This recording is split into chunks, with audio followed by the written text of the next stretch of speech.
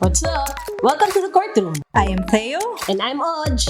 And in this podcast, we tell you stories about people's life, liberty, and property. Kikwentuhan namin kayo about court rulings in a way that will make you understand jurisprudence like a 9-year-old.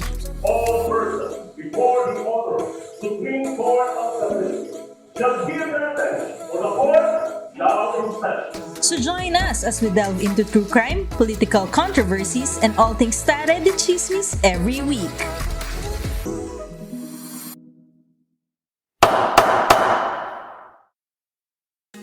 On March 5, 1981, Bank of America in Manila received a registered mail, an irrevocable letter of credit, supposedly issued by the Bank of Ayuda, Samyaek branch for the account of General Chemicals Limited of Thailand in the amount of 2,782,000 plastic ropes and agricultural files. The Bank of America was the advising bank and yung Inter-Resin Industry Corporation naman yung beneficiary.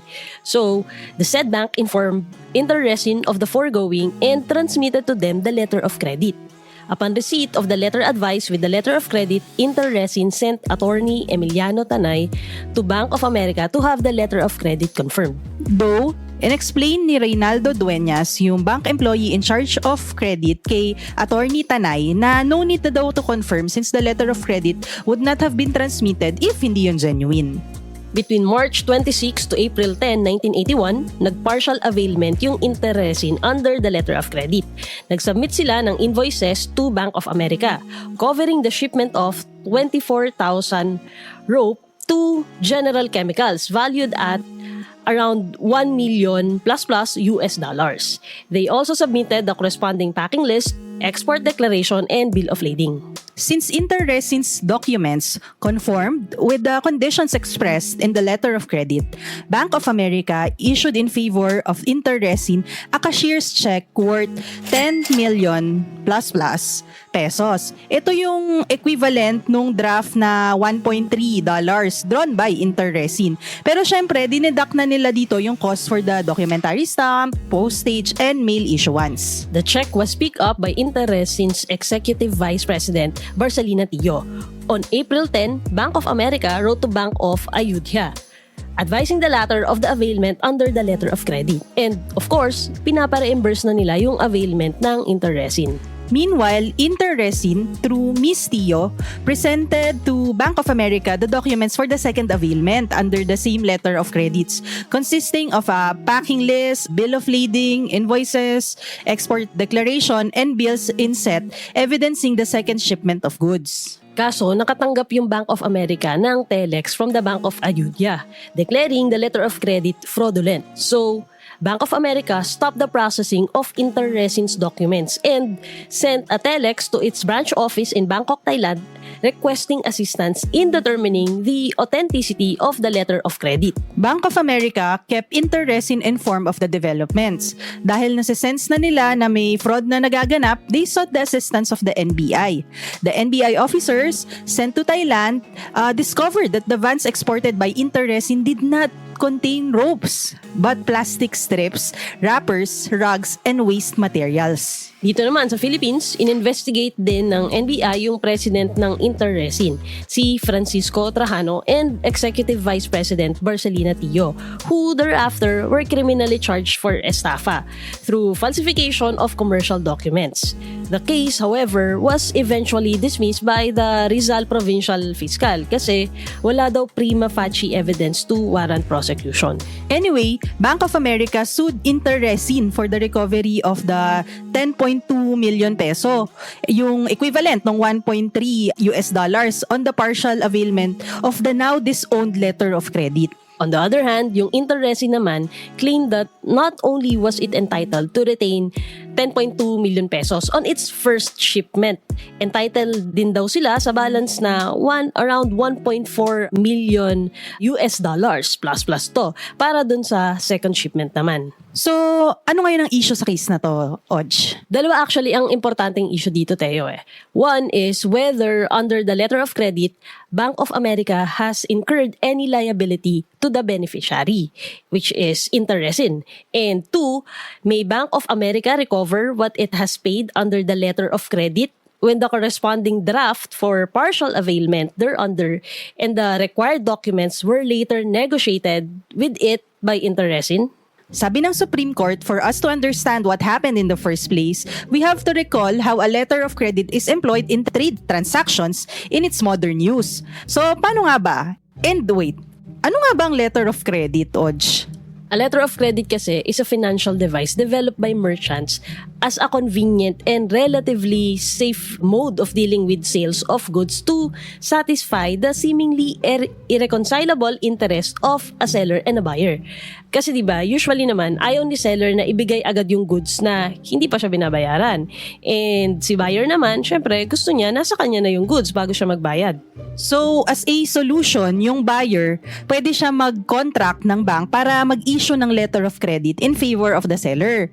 And by virtue of the letter of credit, the issuing bank, yung bank na kinontak ng buyer, can authorize the seller to draw drafts and engage to pay them upon the presentment simultaneously with the tender of the documents required by the letter of credit. Gets? Yes, I think so.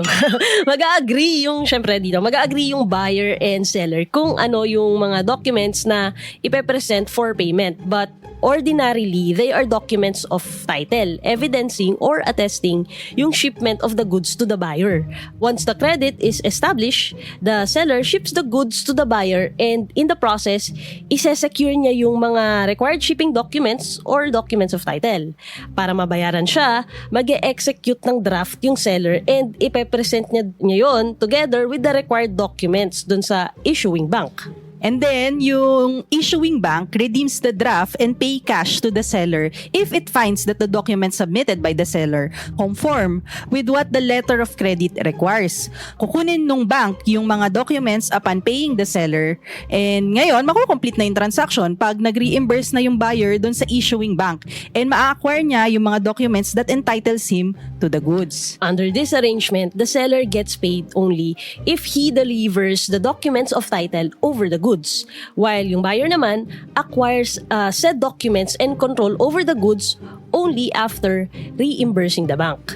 Safer nga naman kasi yung gantong process. This is what distinguish a letter of credit from other accessory contracts. Merong engagement of a issuing bank which pays the seller of the draft and the required shipping documents presented to it. In turn, it assures the seller of prompt payment, independent of any breach of the main sales contract. Ito yung tinatawag na independence principle. Dinedetermine ng bank yung compliance with the letter of credit simply by examining the shipping documents presented. And hindi syempre kasama dito yung question whether the main contract is actually accomplished or not. There are at least 3 parties in this transaction. First, a buyer who procures the letter of credit and oblige himself to reimburse the issuing bank upon receipt of the documents of title. Second is the bank issuing the letter of credit which undertakes to pay the seller upon receipt of the draft and proper documents of title and to surrender the documents to the buyer upon reimbursement. And third, the seller who in compliance with the contract of sale ship the goods. Ship the goods to the buyer and delivers the document and titles and drafts to the issuing bank to recover the payment. So basically, 3 parties pero pwede mag-increase to lalo na sa international trade practice. You can seek for the services of an advising or notifying bank to convey to the seller the existence of the credit. Or pwede din naman a confirming bank which will lend credence to the letter of credit issued by a lesser known issuing bank, or of a paying bank which undertakes to encash the drafts drawn by the exporter. Bukod doon, kung ayaw mo namang pumunta pa doon sa place ng issuing bank para i-claim yung payment, siguro kasi malayo yung issuing bank, nasa ibang bansa, for example, the buyer may approach another bank and ang tawag doon sa bank na yon is a negotiating bank to have the draft discounted. Being a product of international commerce, the impact of this commercial instrument transcends national boundaries. Sa Philippine law, the Code of Commerce basically introduces its concept under Articles 567 to 572.